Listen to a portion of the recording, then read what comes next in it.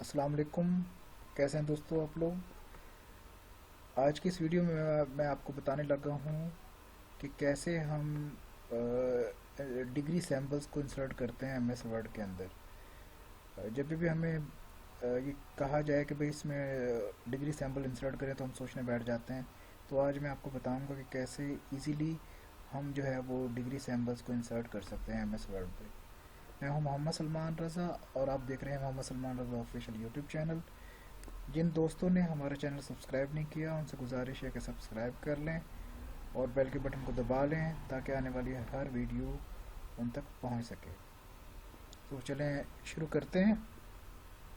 सबसे पहले इसका शॉर्ट तरीक़ाकार ये है कि आप ALT-IS कर सैम्पल्स में आ जाएं और सैम्पल्स में आने के बाद इसको थोड़ा सा स्क्रॉल करें। स्क्रॉल करने के बाद आप ये देखेंगे ये हमारे पास डिग्री सैंपल आ गया। ठीक है, यहाँ डिग्री सैंपल आने के बाद इसको आप सिलेक्ट कर लें और सिलेक्ट करने के बाद आप चले जाएं शॉर्टकट की के अंदर। शॉर्टकट की में आप कोई भी शॉर्टकट की जो है वो इसको असाइन कर दें। जैसे पहले एक करंट की जो है वो Alt+C है, आप 6 है, आप Alt+7 कर दें। ठीक है, इसको असाइन कर दें आप और यहाँ से आप इसको क्लोज कर दें।